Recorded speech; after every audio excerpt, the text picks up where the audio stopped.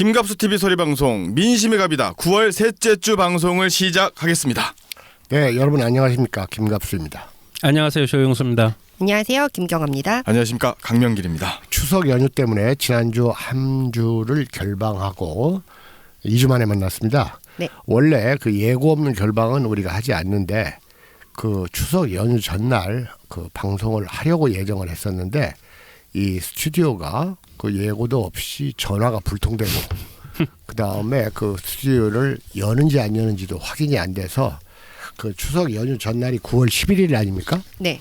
그날 하루 종일 전화하느라고 이 스튜디오 전화번호만 외웠는데 본의 아니게 그래서 방송을 한 주 쉬게 됐습니다.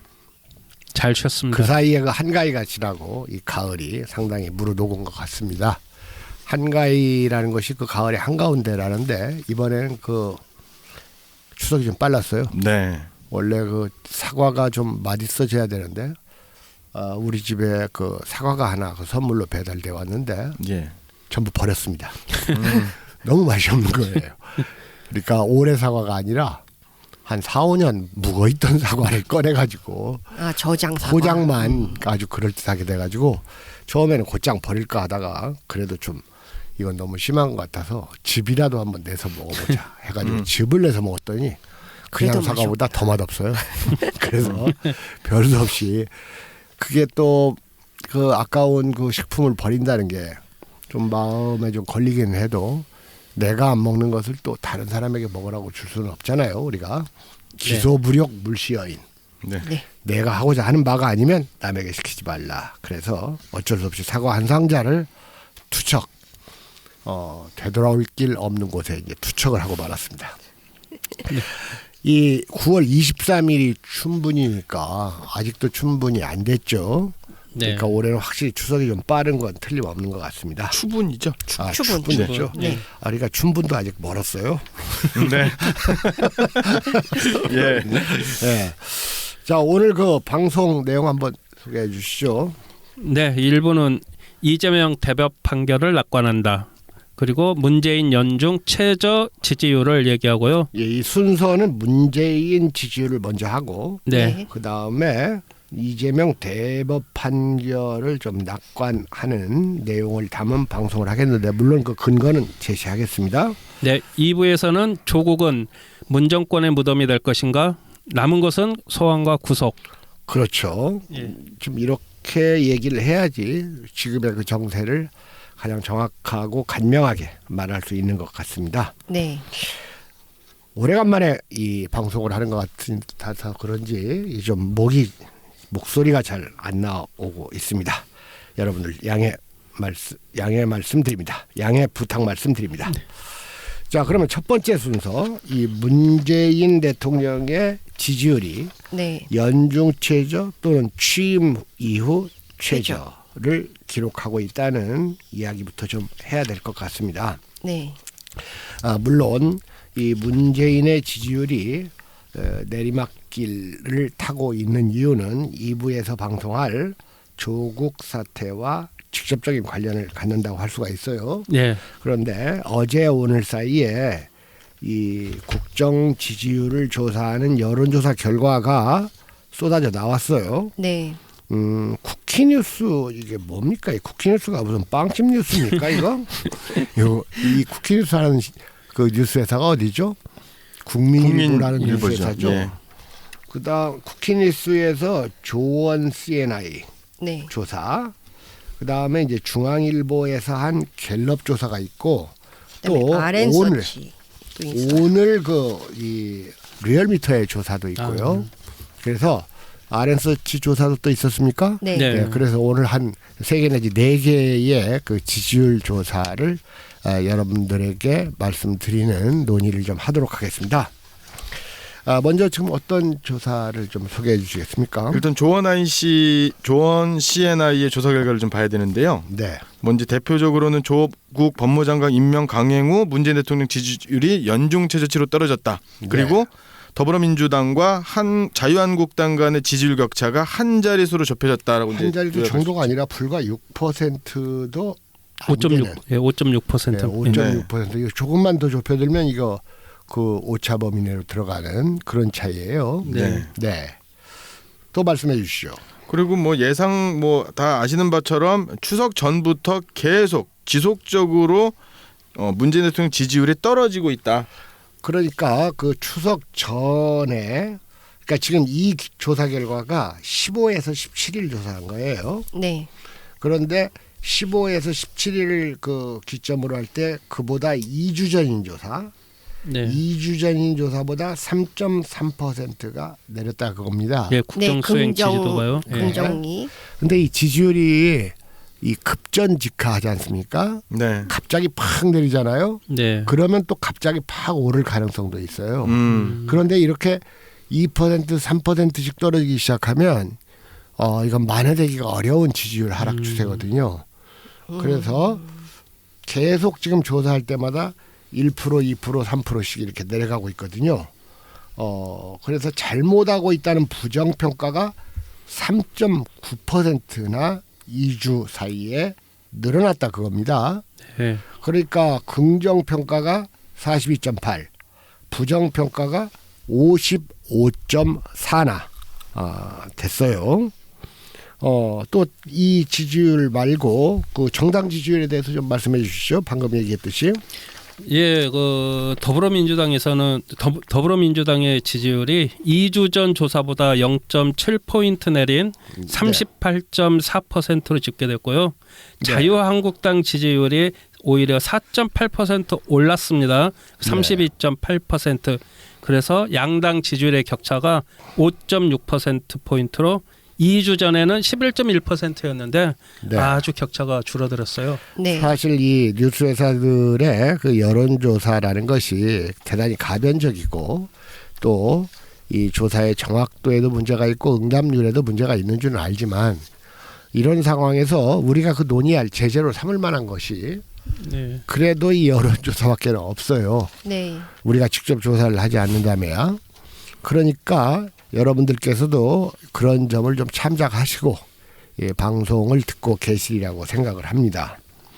자, 그러면 이 조원 CNI의 조사는 방금 얘기했던 대로 쿠키뉴스, 국민일보에서 한 것이죠. 네. 네. 그리고 방금 얘기했듯이 조사의 시점이 15 내지 17일이에요. 네. 9월 15 내지 17일. 그럼 다른 조사도 한번 얘기해 볼까요? 중앙일보 갤럽 조사가 있죠. 네. 네. 저는 이 조사가 아주 의미 있는 조사라고 봤어요. 왜냐하면 이 조사는 대통령 임기를 5년이라고 볼 때 2년 반, 그 육상용어로 얘기해가지고 반환점, 네. 네. 반환점 시점에서의 조사거든요. 그리고 이 조사가 그 대통령 직선제가 되고 난 이후 노태우 이래 7명의 대통령 그 조사 결과와 비교한 수치거든요. 네. 그러니까 이건 대단히 의미 있는 조사니까 이건 맨 나중에 좀 하도록 하겠습니다. 예. 나중에 논의하고 다른 조사 결과 나온 게 또 있습니까? 네, RN서치의 조사가 있는데요. 네네. 이게 추석 기간 동안 조사를 한 건데 여기서는 그러니까 문재인 대통령 국정 지지율이 여기서 42.1%로 네. 나타났고요. 그 전에 조사한 넷째 주 조사에서는 42.9%였었다고 네. 합니다. 부정평가가 54.2%. 네. 이거는 이전에 얘기했었던 조엔 CI보다는 좀 격차가 훨씬 더 큽니다. 아, 그렇습니까? 얼마 격차가 10%가 넘습니까? 네, 12%입니다. 예, 좀 더 크군요. 아까는 11%였었으니까 네.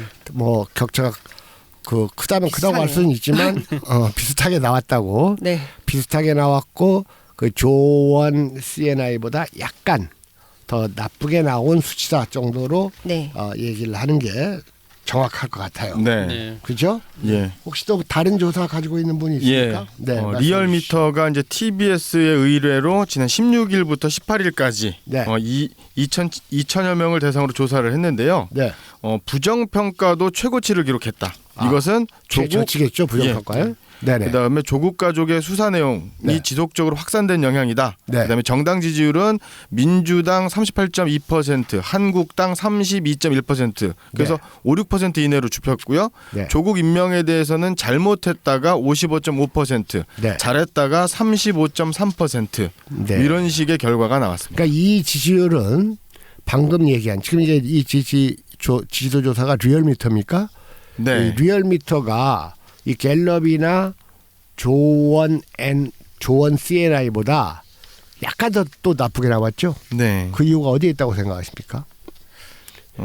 이것은 이 조사가 하루 늦게 한 조사입니다. 아, 그렇죠. 그러니까 매일 조금씩 더 떨어져 가고 있으니까 그러네요. 이것이 오늘의 시점에서 조사라면 저는 또 한 2, 3%더 부정적인 결과 수치가 나오지 않을까.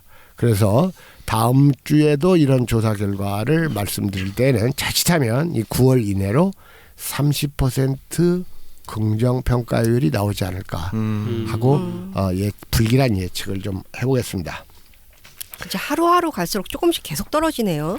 그렇죠. 이게 네네. 조원 CNI가 15일서부터 했고 네, 아까 했던 RN서치는 16일. 네네. 이거는 더 늦게. 그러니까요. 예예. 저는 좀 그걸 제가 좀 생각을 네. 해봤어요. 하루가 다르게 좀 표시가 나잖아요. 근데 네. 이제 여기서 좀 네, 의문이 드는 게 네, 민주당과 문 대통령의 지지율에 대해서 네. 방금 여론조사처럼 선생님 좀 걱정하는 듯한 네. 논조로 말씀하시는데 평소에 선생님께서는 조국이나 문재인 정부에 대한 비판이 아주 날카롭게 하셨지 않습니까? 네네.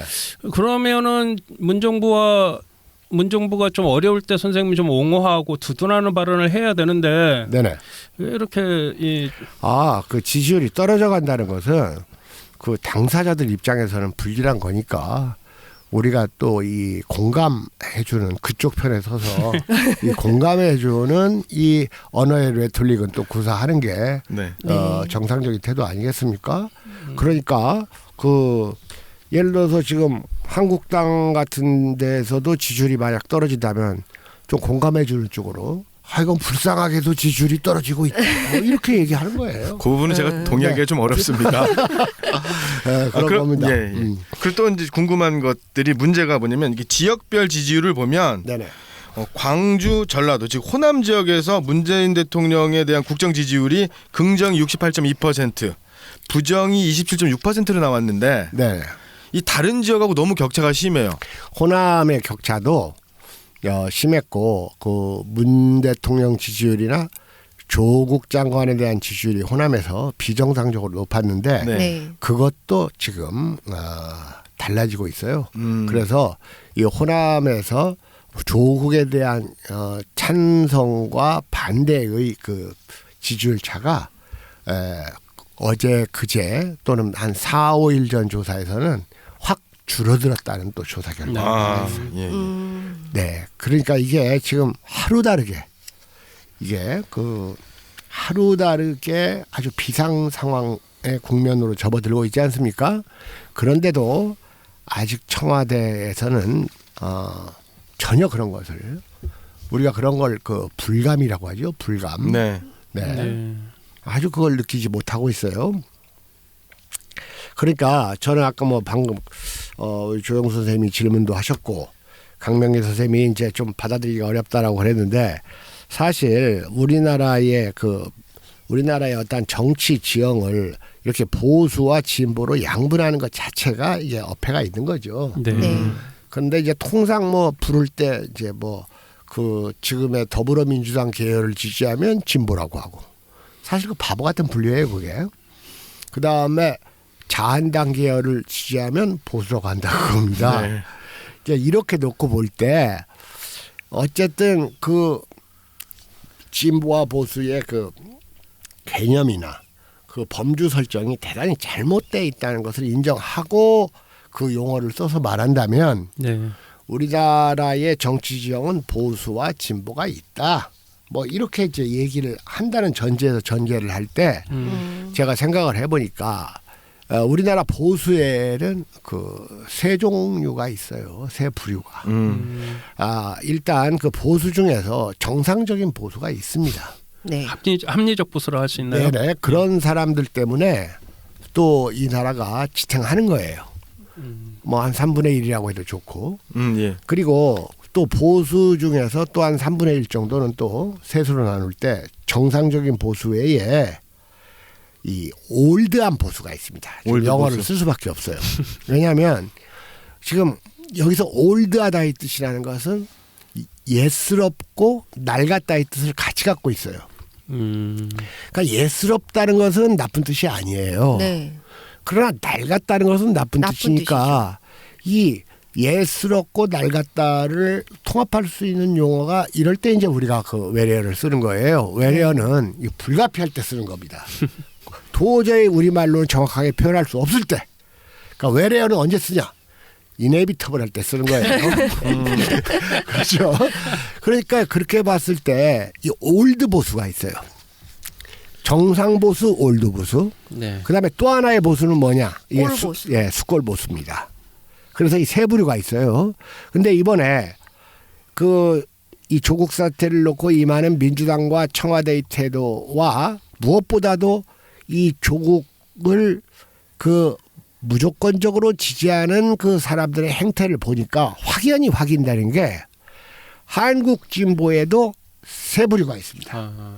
하나는 정상 진보예요. 네.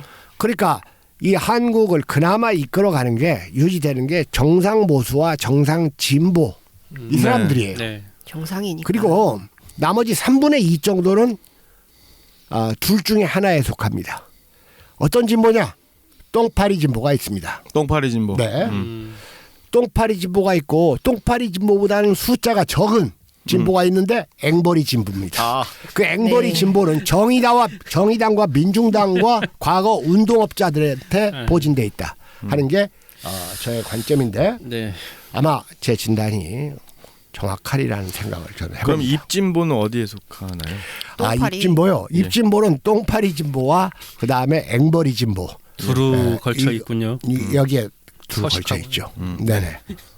저는 그렇게 파악을 했습니다. 그러니까 우리나라 보수는 세 부류. 세 부류. 정상 보수, 올드 보수, 그다음에 수꼴 보수. 그다음에 우리나라 진보도 세 부류. 정상 진보, 똥파리 진보, 앵벌이 앵벌이 진보. 진보. 뭐 이 있습니까? 없습니다. 좋아요. 그러면 갤럽. 3년차 반환점에서의 그 지지율을 역대 대통령들과 한번 비교해 볼까 그래요. 네. 지금 문재인 대통령은 사실 앞에 박근혜 최순실이 최악의 그 패정을 했잖아요. 네. 네. 정말로 박근혜는 암군이자 용군이자 옛날 용어로 치면 혼군 아닙니까? 네. 네. 그러니까 그 개판진 그 정치를 이어받은 거예요. 문재인이 쟁취한 것도 아니에요. 촛불 전국에서 조국이는 박근혜 절대 탄핵할 수 없는 이유 이런 말이나 했고 문재인 선수는 한 번이라도 촛불 집회에 참여했습니까? 맨 인증샷. 마지막 단계에서 제가 광화문 나갔을 때 예. 문재인 씨 광화문 지하도에 와가지고 노라는 입은 여자들하고 사진 찍고 어디로 사라지는 거 내가 봤거든요. 네. 그러니까 이거 완전히 어부지리로 따먹은 거예요.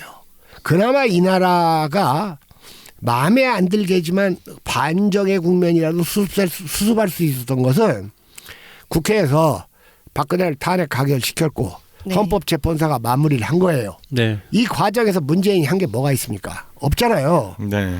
그래서 어쨌든 그 어부지리로 또는 뜻밖의 운수가 대통해가지고 정권을 잡았지 않습니까? 그랬다면 더더군다나 트럼프와 김정은이 문재인의 지지율을 지탱시키는 데 또 얼마나 혁혁한 공을 세웠습니까? 그렇습니다. 예. 그런 거에 비하면 문재인 대통령의 이 반환점 지지율은 상당히 높아야 되는데 지금 대통령이 7명이 있습니다. 누구누구입니까?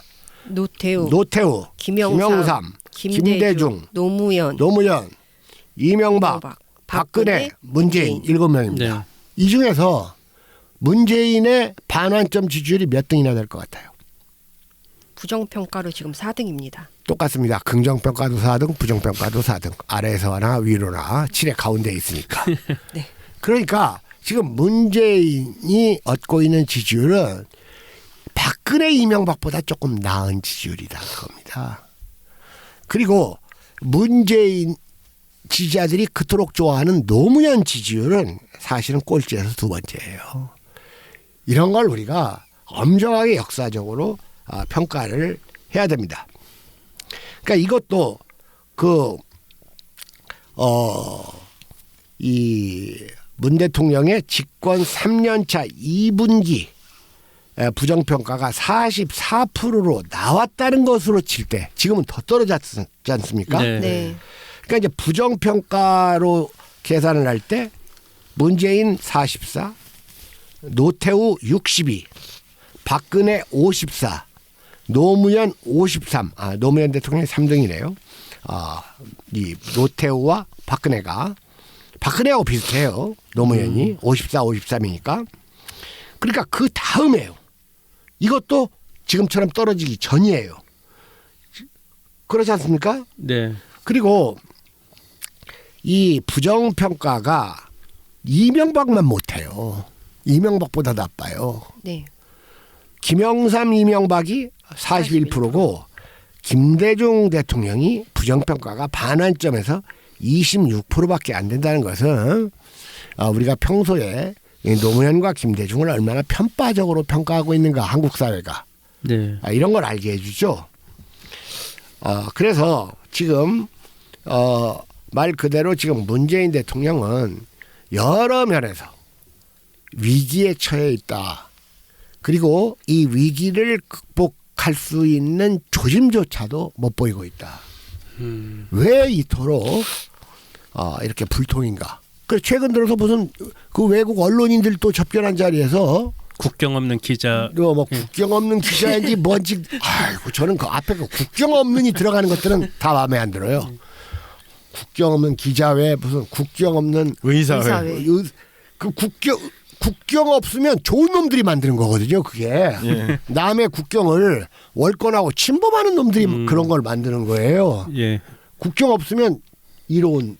근데 어쨌든 그건 이제 논점 일탈이고 어쨌든 그 기레기들은 황제 기레기들이에요. 세계적으로 치면. 근데 어쨌든 그 황제 기레기들 만나가지고 겨우 한다는 말이 가짜 뉴스와 그다음에 그 속성 보도 경쟁이 네. 언론의 그 단점이다. 즉 가짜 뉴스가 뭐가 가짜 뉴스고 뭐가 진짜 뉴스를 가리지 못하는데 분명히 문 대통령의 그런 말은 조국에 대한 뉴스를 염두에 두고 한 말이에요. 네. 지난번에도 얘기했듯이 조국 뉴스 중에 가짜 뉴스도 없는 건 아니에요. 네. 그러나 그런 것들이 정상적인 뉴스 회사에서는 거의 안 나오는 거고 인터넷에서 떠도는 뉴스들이에요. 가짜 뉴스도 있지만 진짜 뉴스가 훨씬 많다 그겁니다. 근데 그런 걸 그렇게 호도하고 대화절 문재인 대통령은 뭘 아는가? 아는 게 뭔가? 이런 의심이 좀 심하게 들어요.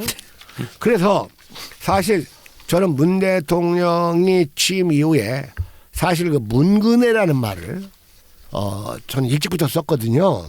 네. 그러다가 이제 남북 관계가 잘 돼서 좀 남북 관계 좀 풀렸으면 좋겠다 싶어가지고 이 문 대통령에 대해서 심하게 비판하는 것을 대단히 이렇게 절제하고 삼갔는데 요즘 이 남북 관계도 이 모양이지. 내정은 더 형편없지. 경제는 전망이 안 보이지. 그리고 특히 이번 조국 사태를 대하는 청와대와 이 민주당의 행태를 보니까 이건 희망이 완전히 사그러지지 않았느냐 하는 생각이 좀 듭니다. 그래도 그 문재인 대통령이 그 해외 순방 하나는 끝내주게 잘하지 않습니까? 해외 순방을 잘한다기보다는 자주 하죠. 자주 한. 예. 네네. 그렇네요. 그건 박근혜하고 비슷한 점이에요. 네. 네. 네. 그리고 문재인 대통령 박근혜는 이 문재인 대통령하고 차이가 박근혜는 이렇게 옷을 막 자꾸 갈아입고 다녔잖아요. 네. 근데 문재인 대통령 그건 안 하잖아요. 그럼 예. 뭐예요? 부인이 하는데. 그렇지 않습니까? 지금 웃음이 나옵니까? 이 죄송합니다. 심각한 사태에서. 예, 정말 정말 심각한 겁니다. 그리고 또 이제 뭐 이거 좀 그 완전한 논점 일탈인데 네. 이맘때 되거나 이러면은 그 문재인 대통령으로부터 추석 선물 받았다, 선물은 뭐였다 네. 이런 게 있는데 이런 뉴스가 쏙 들어갔습니다. 그렇습니까? 네. 워낙 이 추석 이슈를 이 조국 사태가 덮어가지고 다른 것은 아예 그 돌출할 수가 없었어요. 그냥 화성 연쇄 살인범 확인 정도나 지금 약간 나오고 있는 건데, 자 그래서 이 걱정스러운 이 불길한 느낌을 갖지 않을 수 없는 이 문재인 정권에 대한 그 민심의 향배를 말씀을 드렸습니다. 네. 자, 여러분들에게 우리가 지난주에 방송했던 내용 중에서 좀 잘못 오류가 있어서 바로 잡겠습니다. 이재명 경기도지사의 그 당선 무효형이 그 2심에서 났지 않습니까? 네. 그래서 우리가 그때 논의하기를 이 당선 무효형을 받았을 때 그 선거 비용을 보전해야 될 책임이 제가 잘못 얘기했어요. 정당에 있다. 네. 이런 말을 했는데 그 정당에 있는 것은 대통령 선거. 대통령 그 후보와 그 다음에 비례대표 후보는 선거 비용을 정당이 보전할 책임이 있는데 일반 그 국회의원 선거와 그리고 이 자치단체장 선거 예. 이것은 당선 무효형을 받았을 때 선거 비용 보전을 당사자가 해야 된다. 그래서 제가 그 선거법을 확인해 봤습니다. 265조 2. 그러니까 제가 잘못 쓴 걸 읽었어요. 그래서 다시 한번 그 정식으로 그 법조문을 확인했는데 이 제 선거법 제 265조 2에 당선 무효된 자의 비용 반환 이렇게 나와 있습니다. 네. 그래서 1번 해가지고 263조부터 265조까지 규정에 따라 당선이 무효된 사람과 당선되지 아니한 사람으로서 자신 또는 선거 사무장 등의 죄로 당선 무효에 해당하는 형이 확정된 사람은 이 반환 보전받은 금액을 반환하여야 한다 해서 이 경우에 대통령 선거의 정당 추천 후보자는 추천 정당이 반환하며 비례대표 국회의원 선거 및 비례대표 지방의회 선거의 경우 후보자의 당선이 모두 무효로 된 때에 그 추천 정당이 반환한다라고 돼 있어요. 그러나 나머지는 정당 그 본인이 반환해야 된다. 그래서 이 반환 사유가 발생한 때 지체 없이 그 당의 정당 후보자에게 반환해야 할 금액을 고지하고 그 당의 정당 후보자는 고지를 받은 날부터 30일 이내에 선거구 선거관리위원회에 이를 납부해야 한다. 이렇게 돼 있습니다. 이걸로 봐서 이재명 지사의 지사직 박탈이 확정될 경우에 한 30억에서 40억 정도로 추산되는 선거 비용 보전의 책임은 이재명 지사에 있다. 이것을 여러분들에게 수정해서 말씀을 드리겠습니다. 네. 자, 그럼 우리 방송 이야기를 좀 하고 그 다음 논의를 하도록 하겠습니다. 네. 자, 우리 방송이 이제 그 다음 주부터 좀 변화된 모습을 보일 겁니다. 일단 우리 그 방송 중에서 절반 정도는 그 생방송으로 진행을 합니다. 그러니까 생방송이자 동시에 영상 방송이 되겠죠. 네. 그래서 지금 준비를 해오고 있습니다.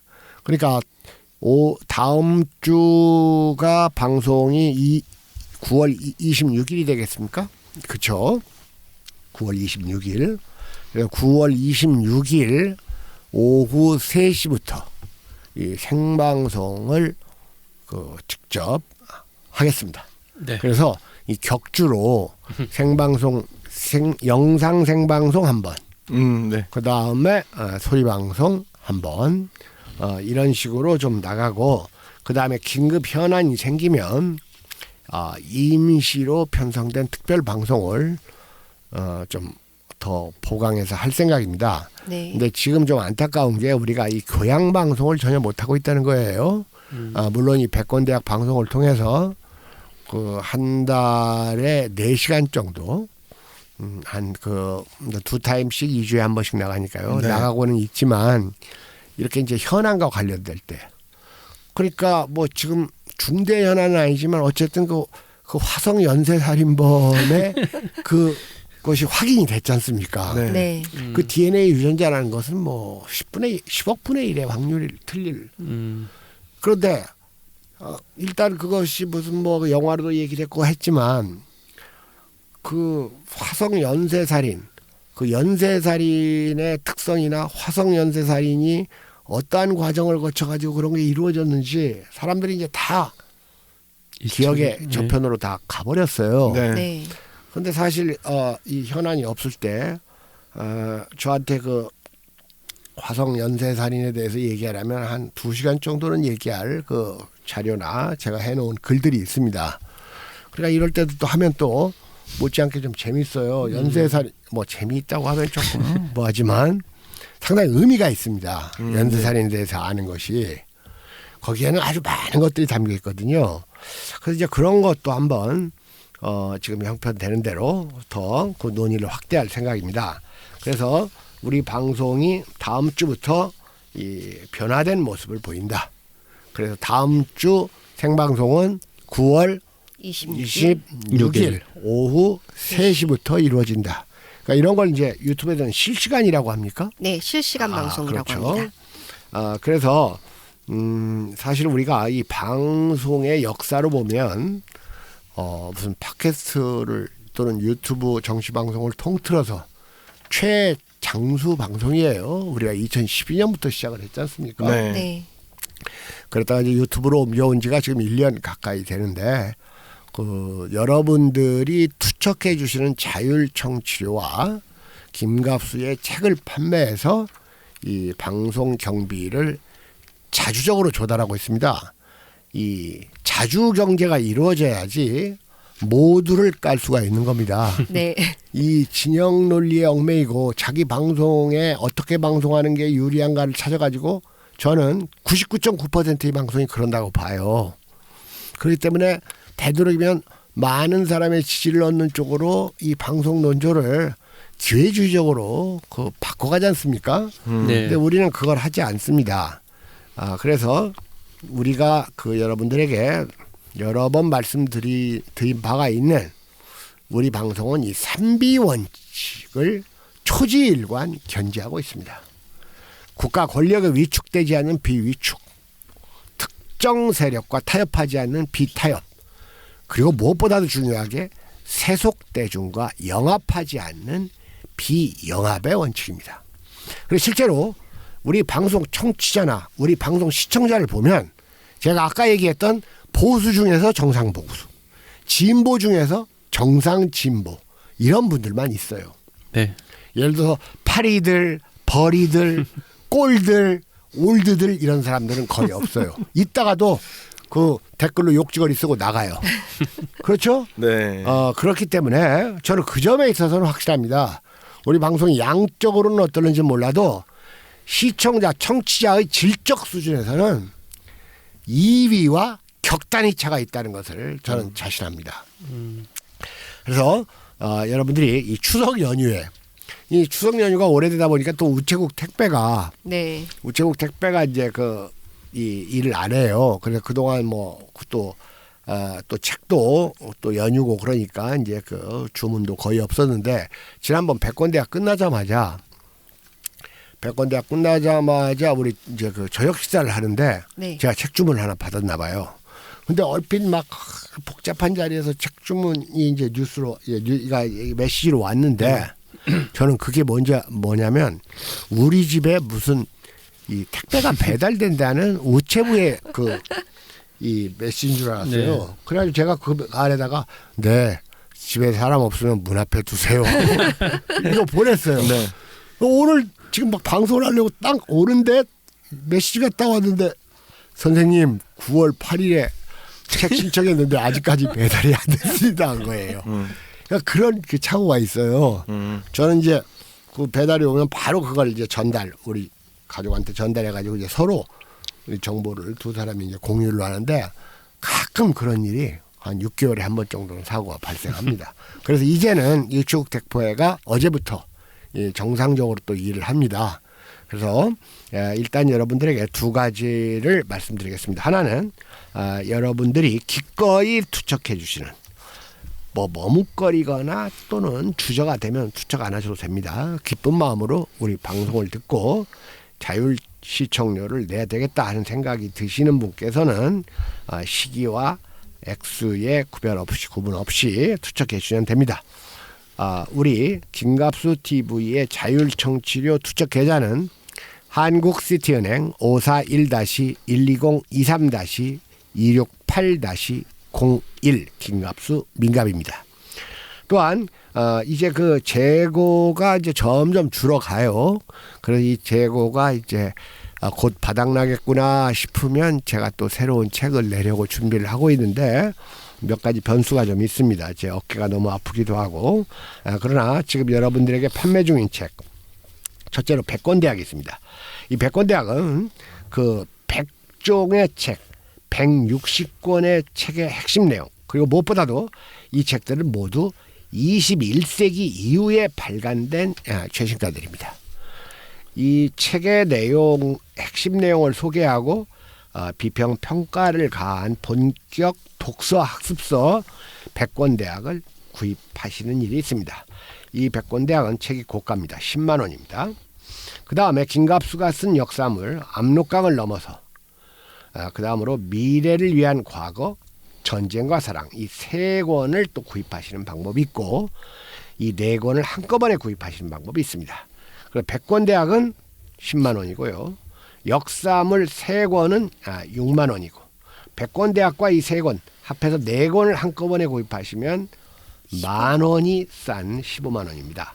그래서 책을 구입하실 분들은 한국시티은행 541-120-23-268-01에 해당 금액 10만 원, 6만 원 또는 15만 원을 투척하시고 책 구입 내역과 책을 받으시는 분의 성명과 주소와 우편번호와 전화번호까지를 넣어주시면 우체국 택배로 받으실 수가 있습니다. 여러분들의 좀 많은 책 주문을 요청드립니다.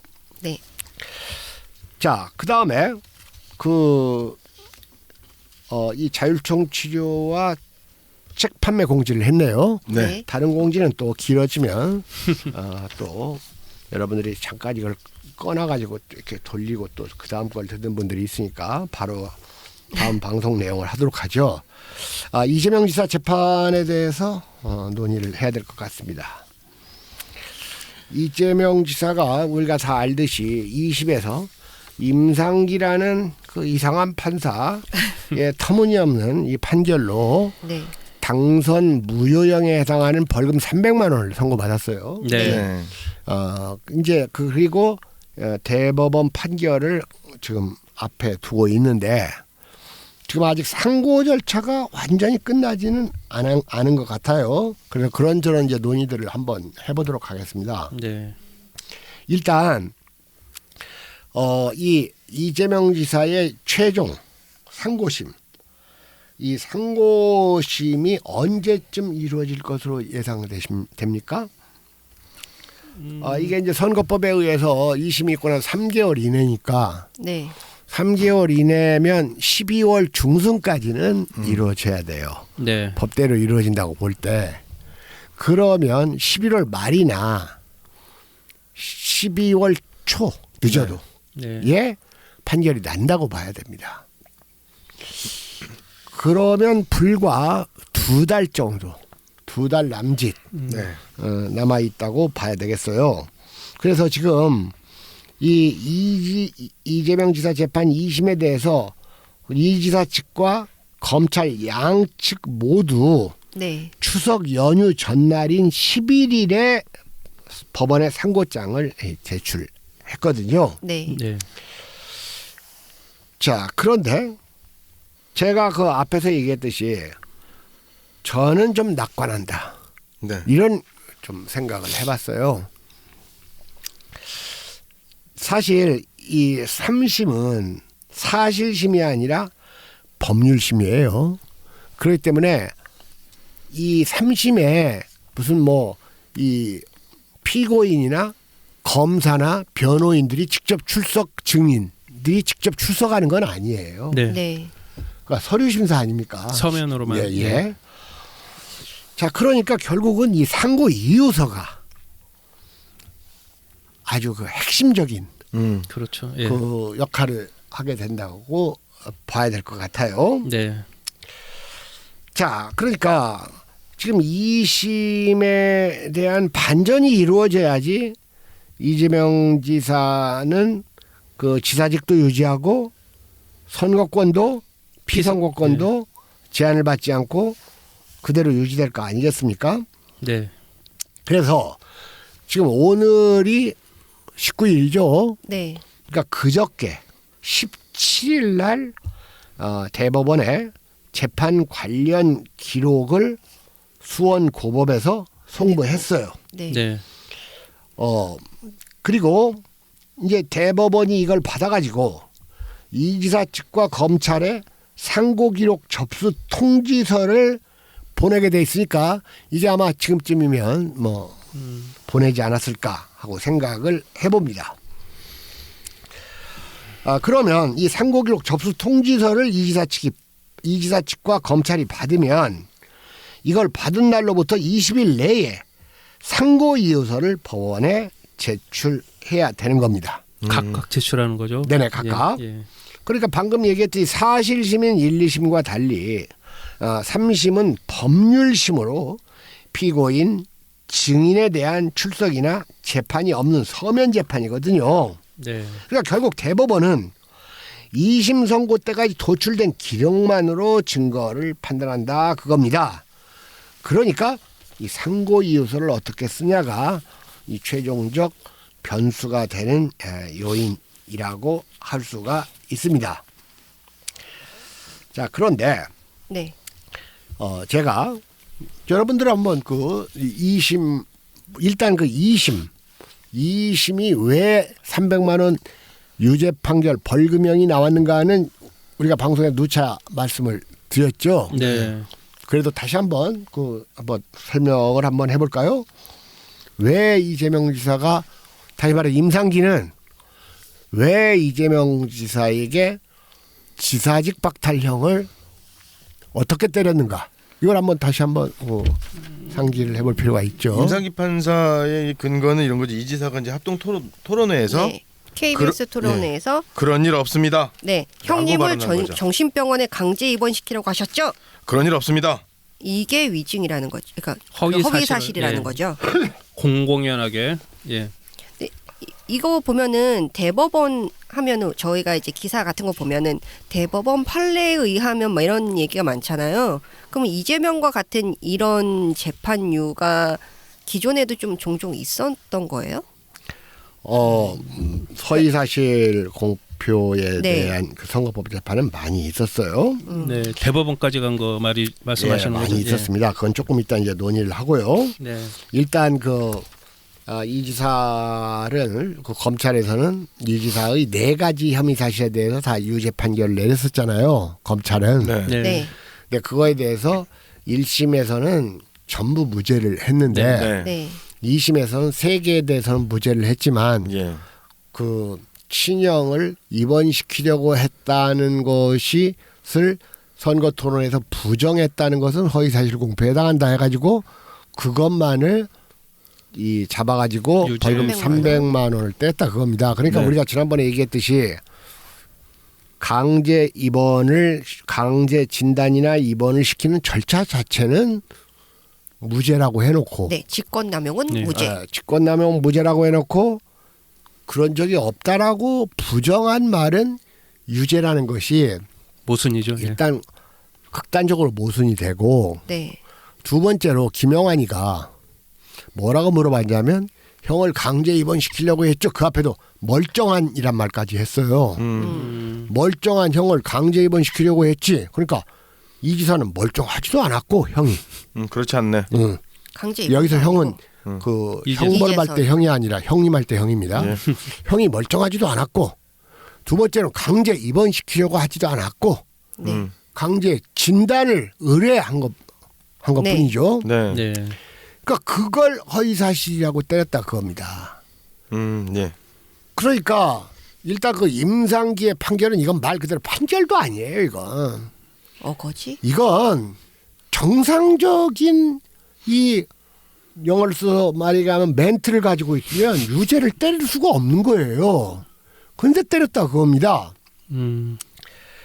그런데 지금 사실 우리가 지적을 했습니다마는 이 지사의 2심 재판부가 석연치 않은 이유로 교체가 됐죠. 됐었잖아요. 네. 재판 초기 단계에서 예.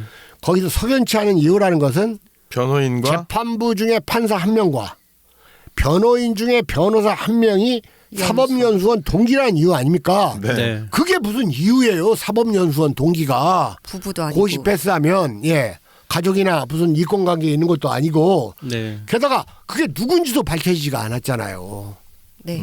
그리고 정말 그게 문제되면 재판부를 교체하는 큰일을 할 게 아니라 이 지사 측에 얘기해가지고 변호사를 빼. 변호사를 좀 바꿔라. 얼마든지 수용할 수 있는 내용 아닙니까? 네. 네. 근데 일방적으로 구미 대구 출신의 그 올드하고 숙골한 그 보수 임상기. 재판장을 으로 교체를 했지 않습니까? 네. 예. 그러고 나서 이 터무니없는 판결이 나왔다 그겁니다. 여러분들 내가 지금 이재명 지사 편을 일방적으로 든다고 생각하지 마세요. 전혀 이건 이 지사 편을 드는 게 아니에요. 이 지사의 재판을 변호하는 거예요. 이건 보편적 상식과 윤리에 어긋난 판단 아닙니까? 네. 네. 무슨 법이 황제고 신입니까? 그리고 법도 아니잖아요, 사실. 그렇기 때문에 이거 무조건 잘못된 판결이라고 이제 봐야 돼요. 게다가 자기를 선거 토론에서 변호할 때 말한 것을 가지고 허위사실 공표다. 자, 그 다음에 네. 임상기가 가소롭게 무슨 말까지 했는 줄 알아요? 허위사실을 말해놓고 반성하지 않고 있다까지 얘기를 했어요. 네. 그런 판결하지 법률 않고 용어로 하면 개전 의정이 없다면 이따 이 얘기를 지금 했다 그겁니다. 그러니까 이게 말이 안 된다 그겁니다. 말이 안 되는데 이 대법원 판결에서 이 지사 판결이 어떻게 나올 것이냐라고 얘기할 때 저는 좀 낙관한다 이런 의견을 아까도 이제 피력을 했는데 네. 그 근거를 저는 좀 많이 찾아봤어요. 제가 네. 저도 이제 조금 그 연구를 해봤습니다. 과연 이 대법원에서 어떻게 나올 것인가. 일단 그 이 지사 측의 변호인 가운데 그 나 변호사가 있어요. 그냥 네. 나 변호사라고 합시다. 이 나 변호사는 무슨 말을 하고 있냐면 3심에서 충분히 승산이 있다. 이렇게 얘기하면서 대법원 당선 무효를 시킬 상황인지 아닌지를 판단한다. 이 지사의 TV 토론의 발언이 선거에 영향을 줬는지 아닌지를 판단한다. 영향을 준 것으로 보이지 않는다는 판결이 나올 것으로 본다. 그러면서 이 같은 판결은 사실상 양형에 대한 판단이 될 것이다. 파기환송 재판에서 유죄가 나온다 하더라도 당선 무효형은 나오지 않게 된다는 이제 얘기예요. 네. 근데 저는 이러한 나 변호사의 말은 일부는 맞고 일부는 정확하지 않다. 저는 이렇게 얘기를 할 수가 있어요. 판사가 그런 이건 허위 사실을 유포했다는 것을 전제로 하는 발언이에요. 허위 사실을 공표했는데 그 허위 사실의 공표 행위가 당선에 영향을 줬느냐 안 줬느냐. 그런데 이 지사는 뭐 24%인가 25% 차이로 이겼잖아요. 네. 네. 네. 큰 격차로 네. 그렇기 때문에 그 정도 발언으로는 당선에 영향을 안 줬을 것이니까 승산이 있다. 저는 이 나 변호사 이 변호인 측의 견해에 동의할 수는 약간 없습니다. 타협한 견해네요. 글쎄 뭐 이럴 때 타협이란 말이 적정한지는 몰라도 예. 저는 여기에 견해가 없어요. 물론 이제 이 말만 한 건 아니에요. 이 말만 한 건 아닌데 이런 말도 했어요. 이 지사의 토론회 발언 워딩 등 사실관계는 그대로 확정돼 있는데 사실관계에 대한 평가만 1심과 2심이 달라진 경우다. 그렇다면 사실관계 자체가 불리하게 확정된 것이 아니라 동일한 사실관계에 대해 1심과 2심의 법률적 평가만 달라진 것이기 때문에 2심 판결의 부당성을 잘 지적하면 충분히 승산이 있다는 것이다. 이건 대단히 법조문에 의한 이 판단이라 그겁니다. 곧대로의 예상이라고 네네. 저는 그렇게 보는 거예요. 예전에 통합진보당 성남 중원 국회의원이었던 김미희 의원이 2가지 선거법 위반으로 네. 기소되어 가지고 재판을 받은 적이 있어요. 네. 그리고 1심에서 당선 무효형이 나왔어요. 기억하시죠? 네. 네. 그런데 지금 제 기억으로 김미희 의원은 가족들하고 이렇게 공유하고 있는 재산 700만 원인가 900만 원어치를 네. 누락을 했어요. 네. 그거 하나. 두 번째로 선거 당일에 유권자를 만나가지고 선거운동을 했다는 혐의로 네. 선거법 위반이 됐어요. 그 중에서 뭐 친척들하고 공유하고 있는 재산 700만 원인가 900만 원인가를 누락한 건 사실 당선 무효형을 받을 만한 형은 아니죠. 네. 네. 그러니까 크게 문제됐던 게 선거 당일날 유권자를 만나서 선거운동을 했다는 건 큰 거예요. 네. 우리가 알다시피 선거 당일은 영시를 기해서 선거운동이 전면 금지되지 않습니까? 네. 네. 그래서 1심에서 당선 무효형을 받았는데 제가 김미희 의원 측 변호사와 얘기를 해봤더니 법정에서 어떻게 얘기를 했냐면 왜 선거 당일날 유권자를 만났냐, 선거운동하려고 한 거 아니냐, 이런 추궁이 있었겠죠 당연히. 네. 검사 측에서. 네. 그러니까 답변을 뭐라고 했냐면 유권자 만나서 투표를 독려하기 위해서 만난 것이다. 네. 이렇게 답변을 했다는 거예요. 네. 그래서 제가 그 당시에 김미희 의원하고 제가 전화 통화를 1시간 정도 했습니다. 핸드폰이 뜨거워가지고 손에서 손수건으로 감고 할 정도로 길게 얘기를 했습니다. 선거 당일날 유권자를 만났는데 그걸 투표를 독려하기 위해서 만났다는 게 말이 되냐, 내가. 그렇지 않습니까? 그렇게 말하면 안 되죠. 예. 네. 예. 말이 되냐? 그러니까 그러면 어떻게 하냐는 거예요. 유권자가 만나자고 하니까 안 만나면 불리할 것 같아서 만났다. 하지만 선거운동은 안 했다. 선거 독려 같은 것도 안 했다. 만나줘야 될 것 같아서 만났다. 만나는 건 범법이 아니거든요. 네. 네. 그래서 그 뒤에 2심에서 이겼지 않습니까? 예. 네.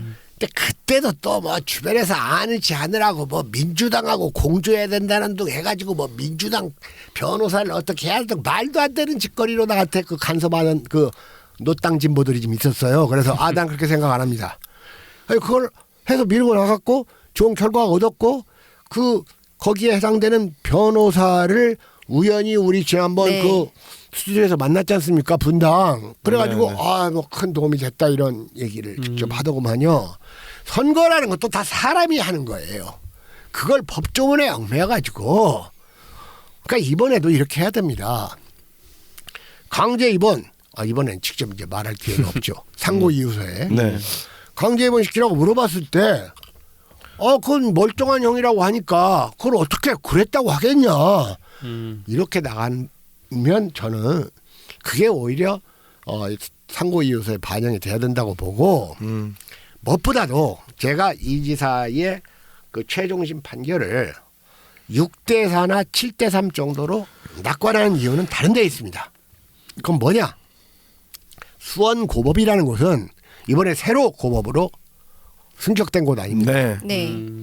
여기에는 제3의 정치적 힘이 얼마든지 들어갈 수 있는 곳이에요. 네. 그렇기 때문에 재판부도 교체된 것이고 그런데 이 대법원은 대법관이 뭐 10명이 넘죠. 11명인가 13명이죠. 예. 13명 중에서 3분의 2 출석과 과반수 투표로 결정하는 거예요. 네. 그렇거든요. 그런데 지금 문재인 정부 쉽게 얘기하면 그 이재명 지사를 해치려는 정치적 힘이 전 대법관까지 미치지 못한다고 봐요. 더더군다나 계속 더 어려워지고 있단 말입니다. 조국 사태 때문에. 그리고 고법은 임상기 하나만으로 그렇게 하면 될 수 있는 판결인데 이건 대법관 전부를 움직여야 돼요. 그렇지 않습니까? 네. 궁금한 게 있는데 이게 파기환송 이런 얘기를 하잖아요. 네. 그럼 파기환송되면은 다시 이 고법으로 가는 거잖아요. 네네. 그럼 고법으로 가면 다시 임상기가 해요? 아닙니다. 고법으로 가면 그때 또 배정이 나요. 파기환송심 배정이. 다른 재판으로. 네네. 배정이 나는데 그 파기환송되면 99% 당선 무효형은 안 받는다고 봐야 돼요. 네. 과거 그 판례들이 그런 게 많아요. 그래서 자 예를 들어 이제 이런 게 있습니다. 조금 시간이 좀 지체되고 있는데 마저 이거 하고 그 일부를 끝내도록 하죠. 네. 2심에서 당선 무효형을 받았다가 대법원에서 파기환송된 사례가 적지 않다 그겁니다. 2014년 6.4 지방선거 당시에 김성 장군수 네. 이 사람은 이제 출판 기념회를 열어가지고 참석자 1,500명에게 지지를 호소하고 공약을 발언하는 등 사전 선거 운동 혐의로 재판을 받았는데 게다가 또 선거 공보물에 장흥 여객버스 소속 직원들을 폭행한 전과 기록을 표기하면서 5.18 민주화 운동에 참여한 뒤 귀향길에 불신검문으로 연행돼 폭력 혐의로 처벌을 받았다라고 허위로 소명 내용을 기재했다는 혐의를 받았어요. 이거 크죠? 정말 예. 크네요. 이 기사에 비하면 한 500배는 클 것 같습니다. 더더군다나 5만 배 같은데. 5.18까지 팔아먹어? 그런데 1심에서는 사전선거운동은 유죄. 그다음에 선거 공보물 허위사실 공표 혐의는 무죄로 판단해 벌금 90만 원이니까 이제 괜찮았죠. 네. 근데 2심에서 허위사실 공표 혐의에 대해 유죄, 벌금 500만 원을 선고했어요. 그러니까 당선 무효 위기에 처했죠. 네. 네. 그런데 대법원에서 무죄 취지 파기환송을 했다 그겁니다. 그때 대법원은 공직선거법상 허위사실 공표죄가 성립하려면 허위의 사실을 공표해야 한다. 단순한 가치 판단이나 평가를 내용으로 하는 의견 표현에 불과한 경우에는 허위사실 공표에 해당하지 않는다라고 했거든요. 명백한 판례가 있잖아요. 네. 그러면 이 지사가 그 김영환이라는 마타도어 선수한테 걔가 막 마타도어를 퍼부니까 그런 일 없습니다. 이게 공표입니까? 의견이군요. 그렇죠.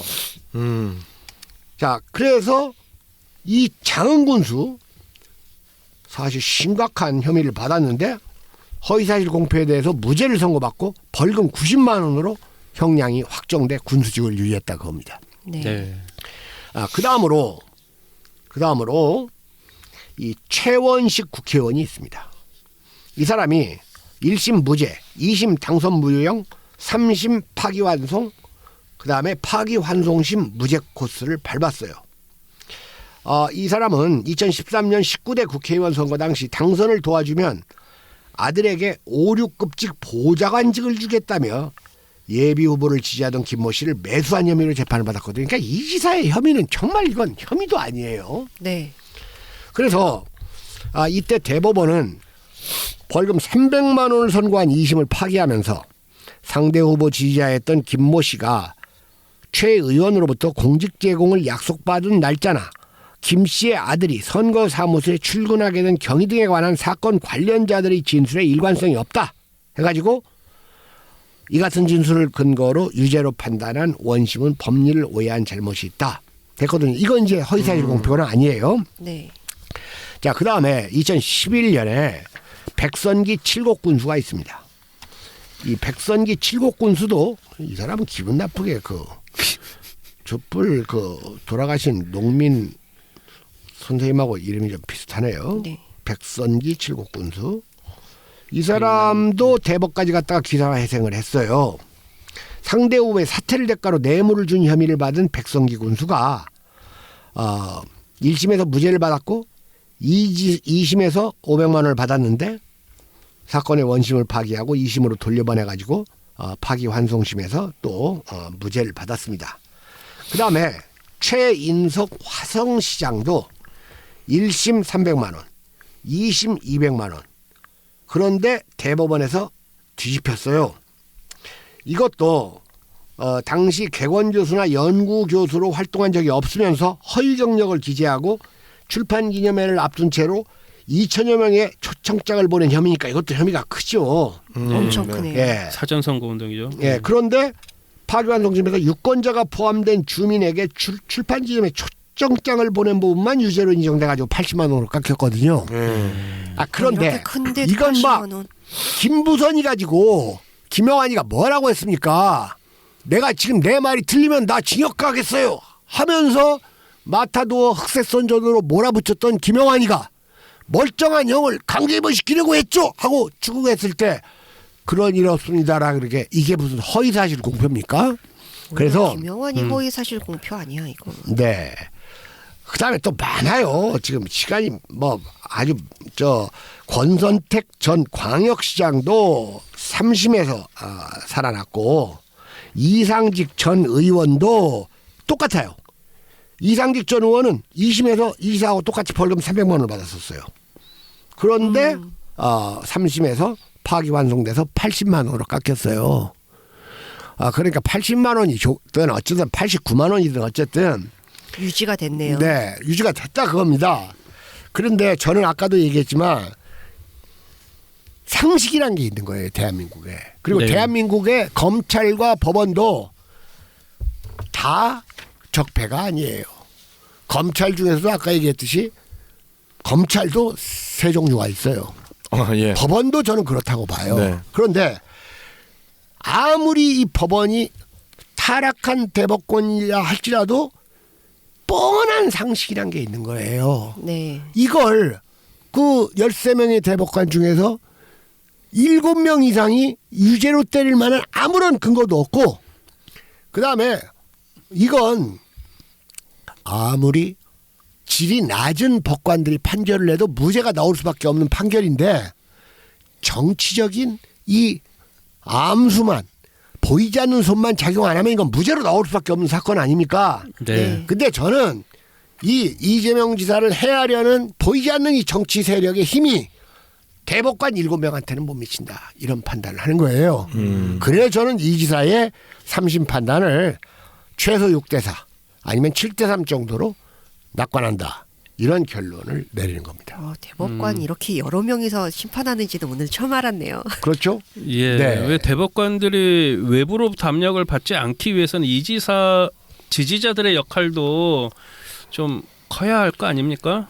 그렇죠. 예. 그런데 이게 또 대법관들이 처음부터 소리 들여다보는 게 아니에요.